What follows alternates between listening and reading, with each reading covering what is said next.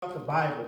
In the Old Testament, it was used as referring to those that were heathen, of the heathen nations. Yes. Those that were Gentiles. Yes. When he said, take not unto you strange women. Okay, don't get married to strange women. He said, if a stranger is in your camp, treat them nicely. He was speaking about Gentiles. That's right. So here in the New Testament, who is Peter talking about? Who is he addressing his letter to? Let me tell you something. If a group of people has not salvation, then why is Peter writing a whole epistle to them? You can't get around that. Cannot. Peter, an apostle of Jesus Christ, to the strangers scattered throughout Pontus, Galatia, Cappadocia, Asia, and Bithynia. They were there. Now listen to this precept. They say teach precept upon precept. Listen to this precept. In Hosea chapter 2 and verse 23. This is the prophecy of God having mercy upon the Gentiles and becoming their God in the Old Testament. Part of their law, right? Yes. So they say follow the law. Well, let's read the law and see what the law says. In Hosea chapter 2 and verse 23, it says, and I will sow her unto me in the earth, and I will have mercy upon her that had not obtained mercy, and I will say to them which were not my people.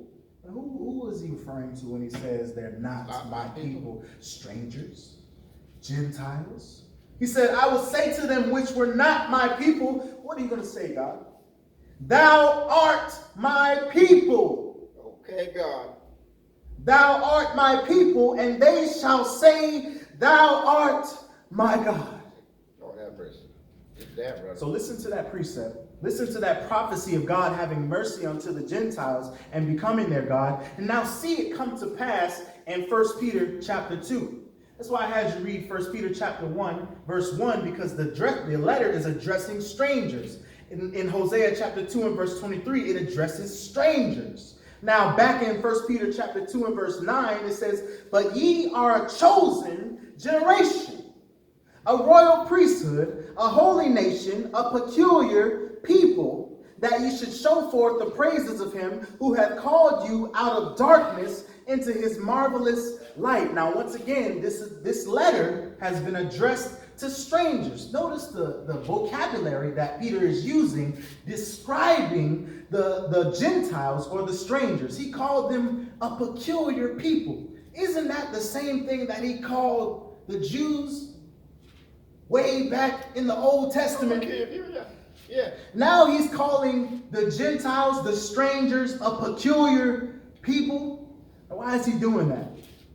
That ye should show forth the praises of him who hath called you out of darkness into his marvelous light, which in time past were not a people, but are now the people of God. Now Gentiles are people of God, which had not, here it is, which had not obtained mercy, but now have obtained mercy. What did it say in Hosea chapter 2 and verse 23? It says, and I will sow her unto me in the earth, and I will have mercy upon her that had not obtained mercy. Now, what does it say in 1 Peter chapter 2?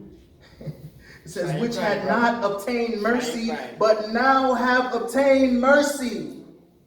The prophecy has come to fruition. It says, dearly beloved, I beseech you as strangers, that word again, strangers, and pilgrims, abstain from fleshly lusts, which war against the soul, having your conversation, your life, your lifestyle, honest among the Gentiles. Why is he saying among the Gentiles? They'll use this. They'll say, see, it says among the Gentiles. So he had to be talking about Israelites, because he's talking about the Israelites that were scattered among the Gentiles. Well, don't Gentiles live among Gentiles too? Yes. Having your conversation honest among the Gentiles, among the people that were like you used to be. Yes. That whereas they speak against you as evildoers. They do that today. You become a Christian and you used to live a certain lifestyle. Now they look at you like, wait a minute, didn't I just, last year I saw you and you used to. Yeah, that was me. And then they see you as evildoers.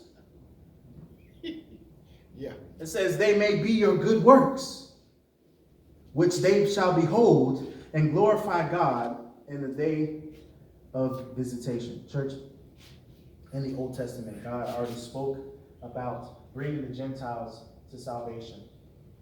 Don't believe in this false doctrine. Please. And last scripture for today, and this lesson is yours, in 2 John chapter 1 and verse 9. Well, it's only one chapter. Yes, verse 9 through exactly. 11. That's it. It says, whosoever transgresseth and abideth not in the doctrine of Christ hath not God. That's right. And you know, this epistle was very, very short. And I think that God made it this way because it was these words here are extremely important. Very. Just these 3 verses are extremely important because it teaches against once saved, always saved. You know, those people that come and even in the church they get baptized and then they go back out into the world and they think they're good because they got baptized because they can just come and repent anytime they feel like it. There's people like that. And then there's people that say the Lord's Prayer and they say, you know, you're saved now, you know, and they ask about, you know, what do I have to do? They say, you know, just believe and everything is okay. But John said this specifically here. He said, whosoever transgresseth and abideth not, meaning living, walking in the light. Okay, in 1 John, he called it walking in the light. He said, and abideth not in the doctrine of Christ. That means worshiping in spirit and in truth. That means following all of his commands. If you don't abide in the doctrine of Christ, it says, you have not God. That's right. That is right. If you don't abide in the doctrine of Christ, you have not God. It says, he that abideth in the doctrine of Christ, he hath both the Father and the Son. And if there come any unto you, Lord have mercy. listen to this. This is why I think John is important. 2 John, as short as it is, says, if there come any unto you, anybody, and bring not this doctrine, the doctrine of the Lord's church. It says, receive him not into your house, neither bid him Godspeed. For he that biddeth him Godspeed is partaker of his evil deeds. Yes. Think about this. Think about this. Yes. Church, don't be a partaker of somebody's evil deeds. You know, what if there was a person walking around that you know was a murderer? You know he's a murderer. And he's going around preaching about how to kill people. Think about that for a second. Okay. Somebody is a murderer, right? And you know they're a murderer. And they're going around preaching about how to kill people and how they've killed people and how you should too. Because that's what's happening. But they're not killing people's bodies. They're going around killing people's souls. Every day. They're leading them to eternal destruction. Every day. And that's why God said, don't even bid him Godspeed. Because you wouldn't bid a murderer Godspeed. Would you? No. You wouldn't want to support somebody that takes innocent life. But we support false teachers that send people to hell. Every day. It's happening, brother. Which one is worse? You know, we read the scripture this morning in Bible study, said, fear not the one that can kill the body, Yes. but the one who has after killed the body can cast your soul into hell. That's what I fear. That's who you should be afraid of. Yes. So we should be, once again, like the Bible said, not supporting these false teachers and these false doctrine. I hope you got a blessing from this lesson. Church, there's so many sects that teach these things, these false doctrines. Yes. And we ought to be equipped and understand how we ought to deal with them. That's a good teaching. If there's anybody that has any need this morning, I don't see any visitors this morning. If there's somebody who desires the prayers of the church, won't you come while together we stand and sing.